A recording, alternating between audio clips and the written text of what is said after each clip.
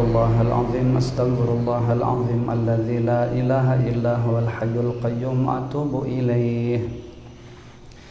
بسم الله الرحمن الرحيم. الفاتحة بنية القبول وتمام كل سلو ومأمول وصلاح الشأن ظاهرا وباطنا في الدين والدنيا والآخرة دافعة لكل شر وجالبة لكل خير لنا ولوالدينا ولأزواجنا ولأولادنا ولذريتنا ولأهل بيتنا ولتلاميذنا ولجيراننا ولأحبابنا ولأساتذتنا ولمشايخنا ولأصحاب الحقوق الواجبة علينا ولجميع المسلمين والمسلمات والمؤمنين والمؤمنات الأحياء منهم والأموات مع اللطف والعافية على نية أن الله ينور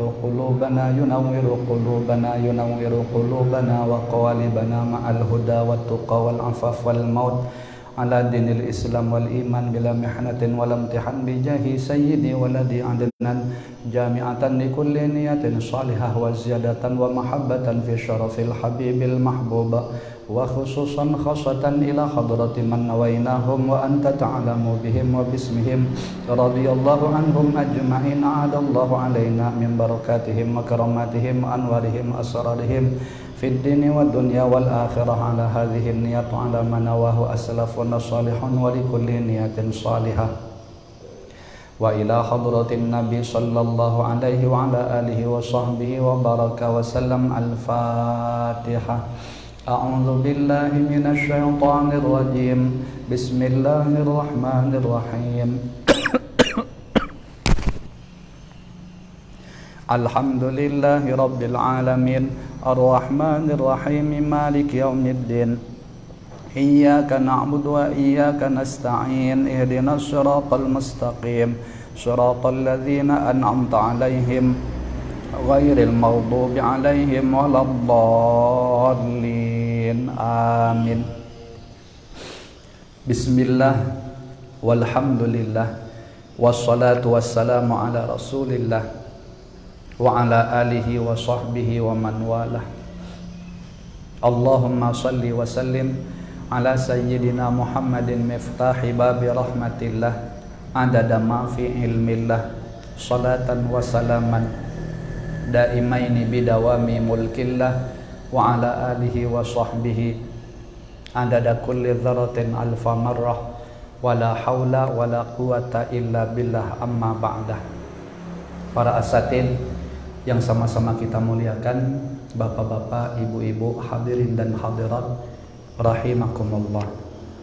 Menyambung kembali pelajaran kita yaitu kitab Al-Wasaya karangan Al-Imam Al-Habib Zain bin Ibrahim bin Zain bin Sumayt rahimahumullahu ta'ala wa nafa'ana bi ulumihim wa anwarihim wa asrarihim fid darain amin. Bismillahirrahmanirrahim. Wa warada anna fa'ila dzalika lahu thawabun jasimun wa minhu annahu la yakhruju minad dunya hatta yara makanahu fil jannah. Dan telah datang sebuah penjelasan bahwa orang yang mengerjakan sholatul ungsi fil qabri, atau kaitannya dengan pembahasan sebelumnya kan kita menjelaskan tentang sholatul ungsi fil qabri, yaitu sholat penghibur di dalam kubur. Nah, yang kemarin sudah saya bahasakan seperti kalau nama lainnya gitu adalah sholat sunat hadiah yang sudah lazim kita kerjakan, yaitu kemarin dijelaskan sebanyak 2 rakaat, di mana setelah kita membaca suratul Fatihah di setiap rakaatnya kita membaca ayat kursi 1 kali, kemudian alhaakumut takatsur 1 kali, lalu kemudian surah Al-Ikhlas qul huwallahu ahad 11 kali. Nah, itu disebut dengan sholatul ungsi fil qabri, sholat penghibur ya, di dalam kubur. Nah, jadi telah datang sebuah penjelasan bahwa orang yang mengerjakan sholat itu tadi lahu thawabun jasim, dia akan mendapatkan pahala yang sangat besar bagi si pengerjanya itu. Nah, di samping itu disebutkan juga di antara semacam faidahnya lagi adalah dia tidak akan meninggal nanti, ya, tidak akan keluar dari dunia, maksudnya dia tidak akan meninggal, melainkan diberi kemuliaan, dia akan melihat tempatnya nanti yang ada di dalam surga. Jadi termasuk keistimewaan diperlihatkan Allah Subhanahu wa ta'ala tempat dia di dalam surga, baru dia akan diwafatkan. Jadi diberi kegembiraan. Wa qala ba'duhum fatuba li 'abdin wadhaba 'ala hadhihi sholati kulla lailatin. Sebahagian ulama menjelaskan betapa beruntungnya bagi seseorang yang membiasakan diri untuk mengerjakan sholat ini di setiap malam. Wah, jadi kalau bisa anjurannya itu kalau bisa di setiap malam, ya. Dan kemudian wa ahdatsa thawabaha likulli maitin minal muslimin, dan menghadiahkan pahala sholat itu tadi kepada setiap mayit dari golongan orang-orang Islam. Jadi seakan-akan kita dianjurkan mengerjakan sholat ini saban malam. Kalau di dalam sholat sunnah hadiah biasanya kan kita tuh menghadiahkan pahala itu secara khusus mayatnya itu tertentu, si A, si B, si C. Nah ini kalau bisa likulli maitin minal muslimin, kita hadiahkan pahalanya itu kepada setiap mayat muslimin muslimat. Jadi Allahum kan di atas ada penjelasan tuh bahwa apa kata-katanya ya. Gimana tanya? Allahumma inni shallaitu hadhihi sholata wa ta'lamu ma urid. Ya Allah, sesungguhnya aku mengerjakan sholat ini dan engkau mengetahui apa yang kuinginkan. Allahumma ba'ath thawabaha ila qabri fulan bin fulan. Ya. Nah, ya Allah, ya Tuhanku, tolong sampaikan atau kirimkan pahala sholat ini kepada kuburnya fulan bin fulan. Berarti kalau kita mengerjakannya saban malam, kita tidak pakai kuburnya fulan bin fulan, tapi mungkin ila kuburil muslimin wal muslimat, ya, fi jami'il jihad, misalnya begitu, kepada kuburnya muslimin muslimat di segala arah. Nah, semuanya maksudnya. Ini kalau memang bisa untuk dikerjakan. Wabillahi taufik. Nah, pertolongan semata-mata hanyalah milik Allah Subhanahu wa ta'ala. Artinya ini kan menjadi semacam ritual yang baik yang tadi sudah dijanjikan betapa besar manfaat dan faidahnya. Namun di ujung beliau menutup penjelasan ini dengan wabillahi taufik. Artinya sehebat apapun amalan itu, ketika kita tidak mendapatkan pertolongan daripada Allah Subhanahu wa ta'ala, dipastikan tidak akan bisa dikerjakan. Nah, jadi kita murni semata-mata, bukan hanya ini sih sebenarnya, tapi dalam hal lain pun. Nah, jangan coba-coba kita mengharap daripada makhluk, karena tidak bisa. Tidak akan ada satu makhluk pun yang memiliki daya dan upaya untuk bisa menyelamatkan kita atau mengeluarkan kita dari satu problem, satu masalah yang sedang kita hadapi. Makanya saya kadang-kadang tuh ya, berkenalan di medsos, ada pertemanan seperti kita katakanlah Facebook.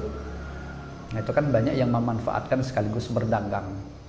Nah, kemudian ketika entah kejadian apa, mungkin dia memposting sesuatu namun tidak dilihat oleh teman-temannya, sehingga tidak ada yang nanggapi, seakan-akan seperti tertutup.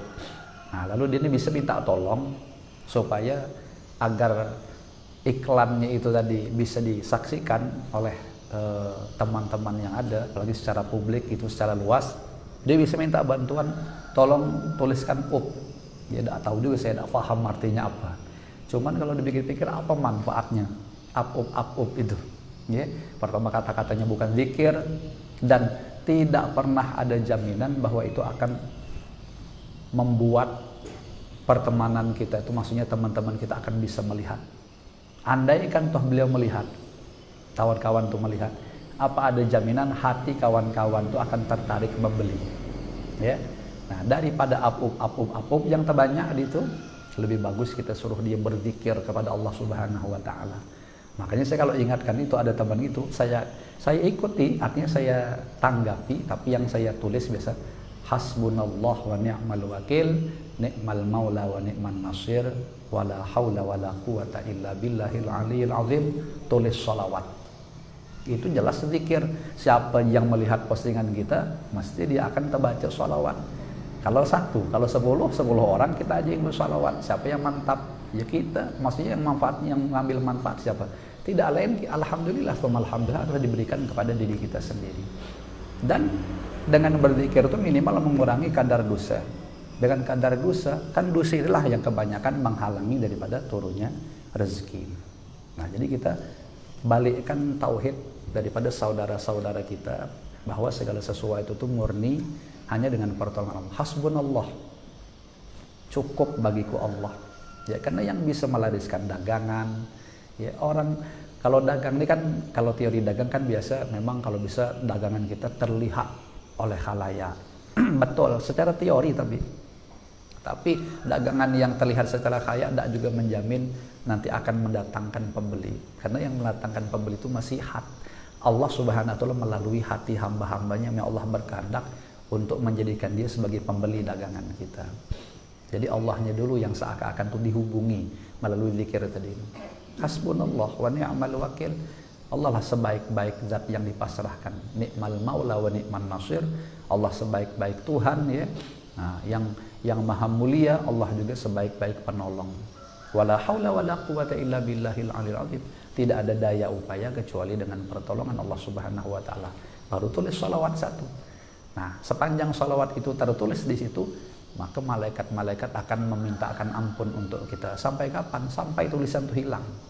Nah, jadi paling tidak ada kenang-kenangan bahwa kita menulis sesuatu yang baik, yang pasti nanti tulisan kita itu akan dipertanggungjawabkan. Coba nanti kalau seandainya di akhirat kita ditanya oleh Allah Subhanahu wa taala, apa yang kau tulis nih misalnya, apaan tuh kata Allah Subhanahu wa taala, aku mungkin ada tahu juga, kita jawab. Ya, tahu juga aku orang Bang Joloh aku tulis op juga. Nah, jelas dah.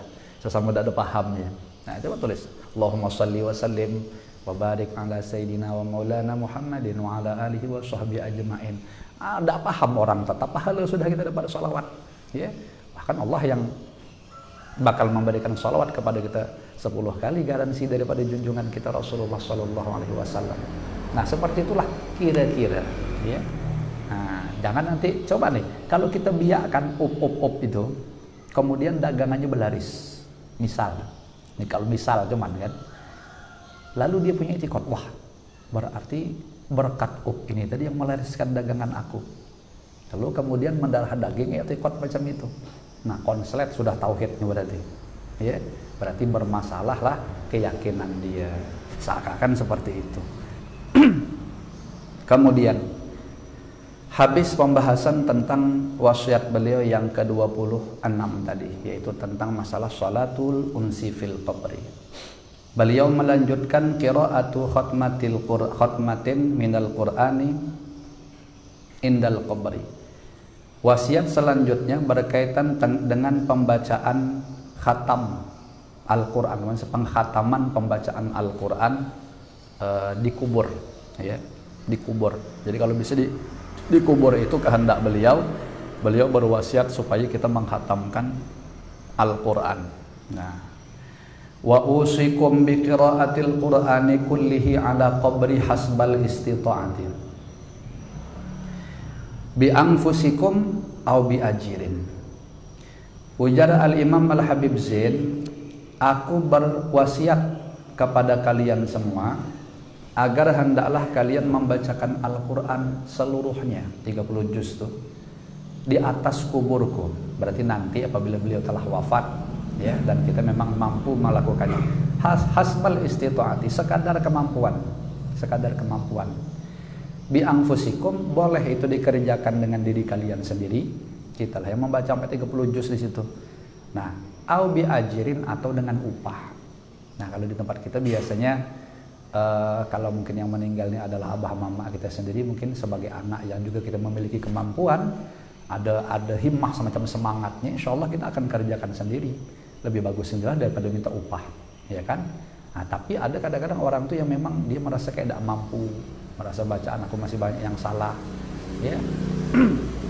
Lalu dia menyewa lah, seakan-akan mengambil upah, meminta tolong kepada orang, nanti orang tuh diberinya uang. Tapi supaya apa tadi?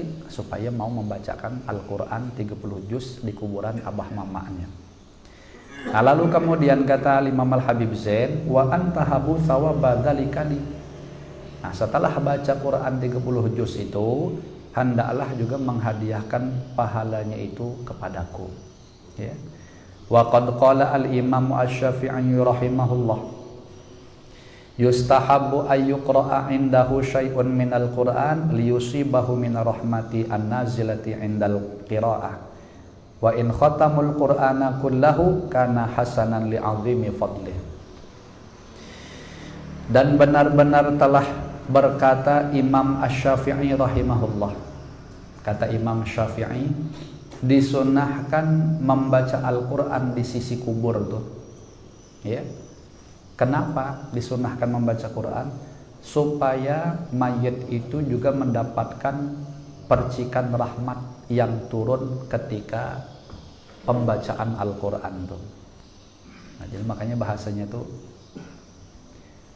dengan berkahnya Al-Quran, ya, ketika dibacakan, nah tentu syaratnya adalah kita harus ikhlas, ya, semata-mata hanya mencari keridhaan Allah Subhanahu wa Ta'ala, ya. Kemudian juga bacaannya pun juga betul secara tajwid.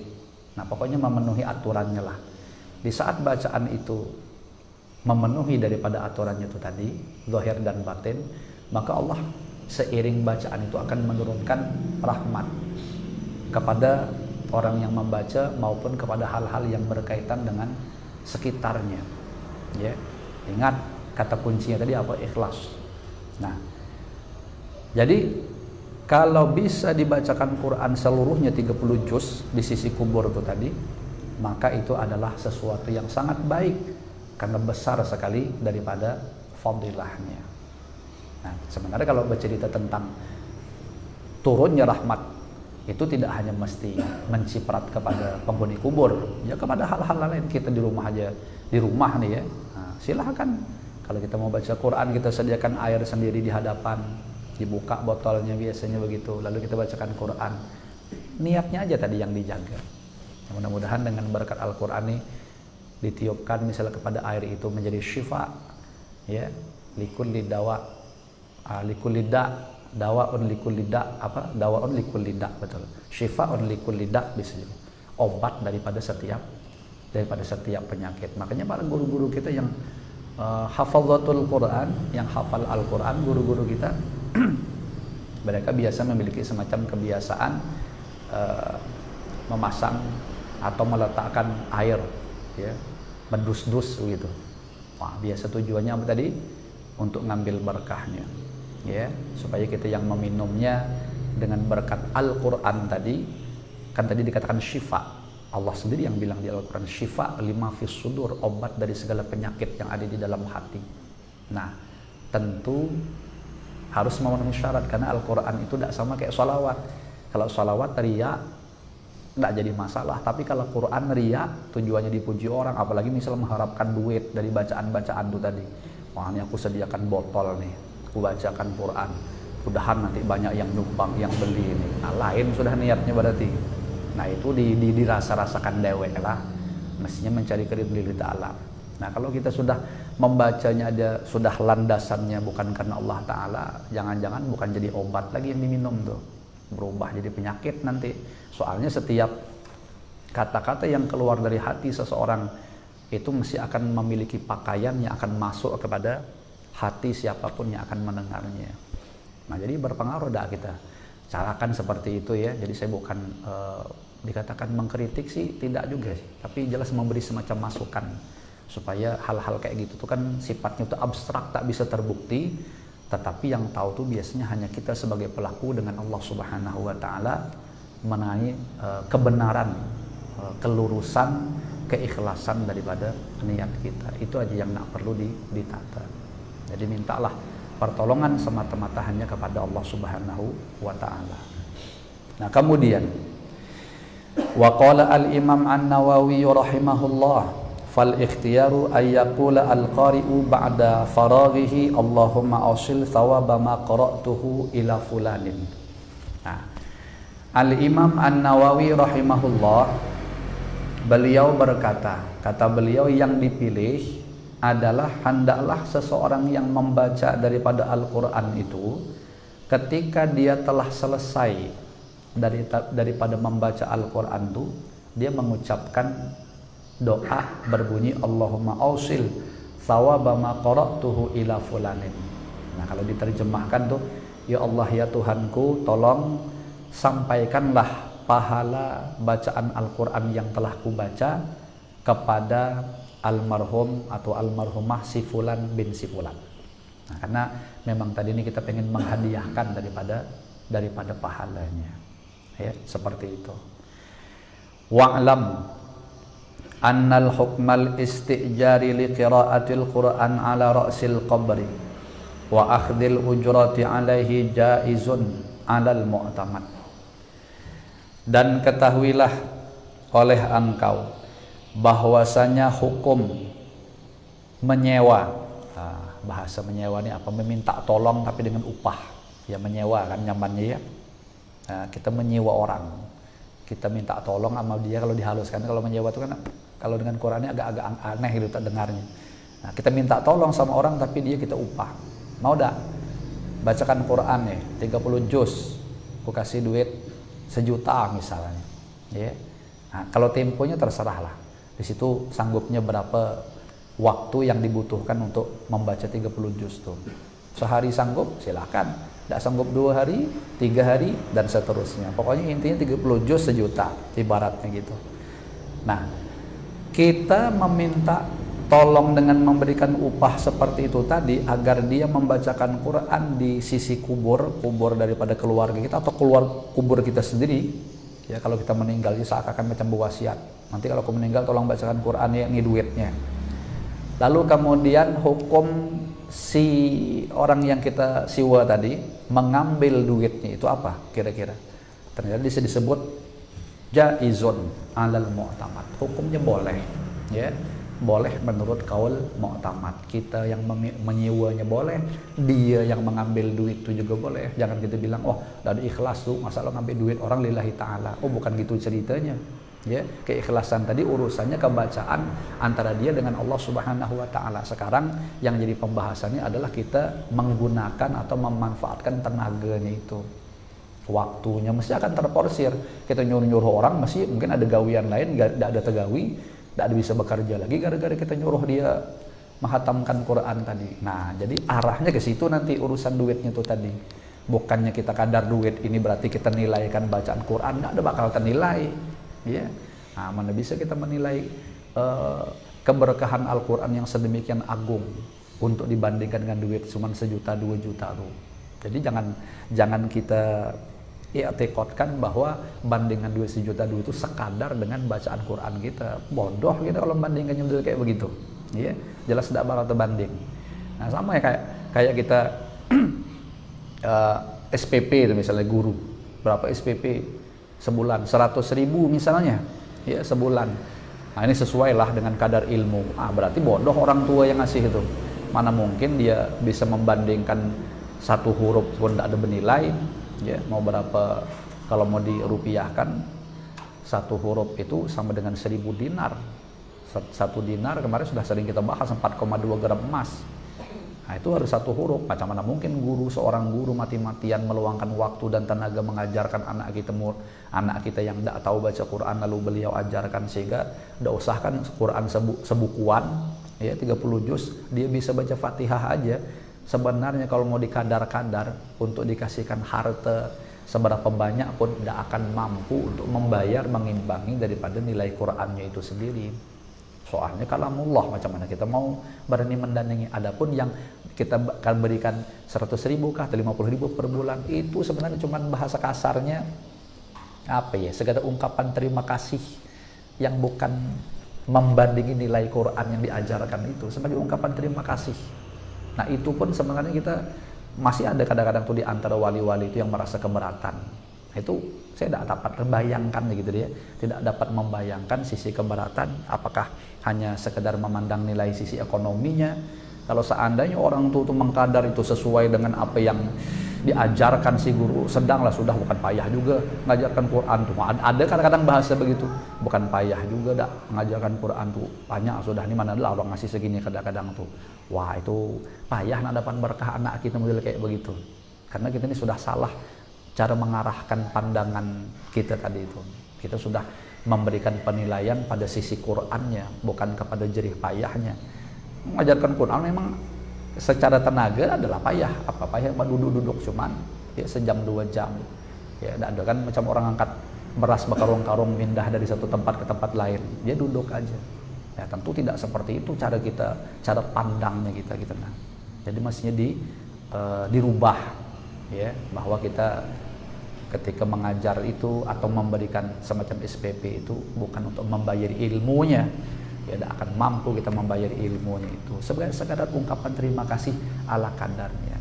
Itu pun semestinya kita terus terang meminta maaf, meminta ampun, meminta ridho, meminta ikhlas kepada hati guru itu.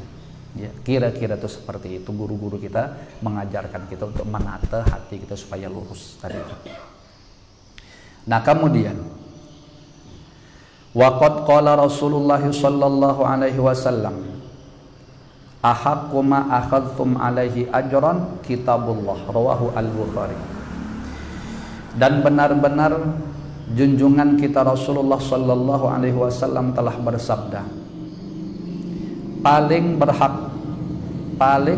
berhaknya perkara yang kalian ambil sebagai upah itu adalah kitabullah.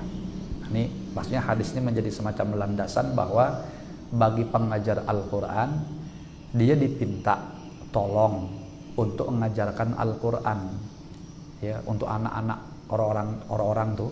Lalu kemudian si guru ini meminta semacam upah lah kalau bahasa anunya. Nah, maka ahaqqu ma akhadhtum, ya boleh tadi. Nah, itu memang yang paling berhak untuk dipintai upah itu adalah Al-Quran tadi tuh. Jadi tidak jadi masalah. Yang penting asal jangan tadi. Nah, ini kalau sisi guru belum saya jelaskan tadi. Sisi gurunya tentu itu jangan sampai menjadi niatan. Ya, ajarkan semata-mata untuk menyebarkan ilmu, karena Rasulullah SAW mengatakan khairukum man ta'allamal Qur'an wa 'allamah. Sebaik-baik kalian adalah orang yang mempelajari Al-Quran lalu mengajarkannya. Nah, kita ambil bahagian dari sisi hadis itu aja. Masalah nanti orang tua mau ngasih berapa, kita tidak jadi masalah. Kita dah bersyukur aja anak dia kita ajarkan, anak dia yang semula tidak tahu baca lalu bisa baca, maka dengan spontan apapun yang digawi sama si anak itu daripada pemanfaatan bacaan Quran yang telah kita ajarkan, syukur-syukur nanti dia punya murid lagi mengajarkannya, berarti menjadi semacam ilmu nafi', ya, ilmu yang bermanfaat yang diri kita ngamalkan, kita ajarkan pula kepada orang lain pun banyak juga mengamalkan. Berarti sisi pahala kita sudah banyak dapat, banyak mendapatkan bahagian daripada pahala daripada Allah Subhanahu wa taala. Sisi itunya aja. Dikasih bonus saja gitu. Enggak usah dipikir. Jangan pula dihitung 10 nih, kalau bangsa satu dia ngasih aku 50.000 aja. 10 murid alaran 500 juta. Wah, ini kalau bisa aku kembangkan lagi biar banyak dapat duit. Berarti otaknya sudah ke dunia. Ya berarti sudah menyalahi pula lagi. Nah, jadi dua-duanya itu dituntut untuk sama-sama. Maksudnya dua-dua tuh sisi gurunya sama sisi si murid. Nah, cuman saya teringat pesan almarhum Guru Sekumpul. Kita yang memiliki keahlian dalam hal baca Quran, apabila ada orang yang meminta tolong supaya mengajarkan anaknya kepada kita, lalu dia meminta supaya memanggil kita ke rumahnya, kalau bisa jangan mau, kata beliau. Ya, kalau bisa jangan mau. Soalnya itu sudah menyalahi etika belajar mengajar Al-Quran secara khusus maupun juga ilmu lain. Ilmu yang lain sama ilmu itu makomnya tinggi, mulia, tinggi. Kita harus bisa mendudukkannya pada posisi jadi yang tinggi. Kalau tadi ada orang sugih cuman karena kebodohan dia, ya kan ada tuh orang tua yang model kayak begitu. Saya harus terpaksa nyambat, karena Guru Sekumpul pun nyambatnya bungol. Ya, orang tua nih tadi. Kenapa dikatakan bodoh? Karena dia pikir dengan dia punya duit, lalu dia pengen anaknya aman, biarlah anaknya bertahan di rumah. Yang disuruhnya tuh gurunya yang datang ke rumah supaya ngajarkan ilmu itu. Dia kata orang tua bungol tadi tuh. Kenapa? Karena menyalahi etika. Di mana hadis kalau kita cek mesti isinya utlub tolab itu artinya nyari. Berarti kita yang harus pergi. Ya, jangan sampai sumur datangi timba, tapi timba yang datangi sumur. Anak kita kan yang pengen kita jadikan pintar baca Quran, berarti anak kita yang harus dia berkorban waktu dan tenaganya datangi rumah guru. Nah, pergilah ke rumah guru sana. Kita yang menyediakan fasilitas, kita yang berduit, kita antarkan. Kita dewek tidak bisa, kita cari pembantu. Upah, kita kan berduit, kisahnya begitu. Cari siapa kayak, tolong antarkan anak aku nih, kawal dia supaya belajar ke rumah guru sana. Nah, berapa waktunya? Sejam kau kawal di sana. Nah, kita disuruh. Jadi gurunya jangan sampai mendatangi kita. Nanti kalau gini gurunya bisa diatur. Iya, pas awal lagi dari sibuk, pas lagi sibuk anu guru wae katanya, malam ini libur pengajian. Karena kami awaran lagi nak berangkat happy misalnya ke Jambi. Nah, bisa pula waktunya gurunya pula diaturnya model kayak begitu. Macam mana anak kita mau berkah kata Pak Guru sekumpul? Tidak bisa karena sudah menyalahi adab di awalnya sudah. Nah, jadi coba perhatikan gaya orang-orang Bahari. Tahan mencari ilmu nih, berjalan jauh, waktu, tenaga, Masya Allah. Ya, jadi tidak terpikir. Ternyata apa yang terjadi? Lain kan keberkahan ilmunya itu. Lain. Jadi kita dewek sebagai orang tua harus cerdas berpikir yang sedemikian itu. Lain kalau kita menyediakan rumah kita sebagai fasilitas yang bukan hanya anak kita semata-mata yang ngaji, tetapi juga kita ngundang orang lain. Jadi cuman kita bikin tempat aja. Di rumah kita bikin kayak TPA, anak tetangga, anak kawan-kawan semua hadir. Baru kita datangkan ustadz. Nah, itu lain. Kenapa? Karena tadi kita jadikan di rumah kita itu seperti majelis taklim. Ketepatan salah satu muridnya adalah anak kita sendiri. Nah, kalau ini dipersilahkan. Adapun yang saya pandirkan di awal itu tadi adalah bercerita tentang individu. Kita dewek, kita sugih, kita dewek kayak nyiwa guru, gurunya kita suruh datang pulang surang. Nah, yang payah itu macam jelangkung, ya, datang dan undang balik diantar kata kawan. Na'udzubillah, tsumma na'udzubillah. Saya kira Bapak dan Ibu sekalian cerdas memahami apa yang telah saya sampaikan. Artinya mudah-mudahan kita itu menuntut ilmu, betul ilmu yang berkah, walau qalil, walaupun hanya sedikit, dan memenuhi segala aturan maupun adab-adabnya.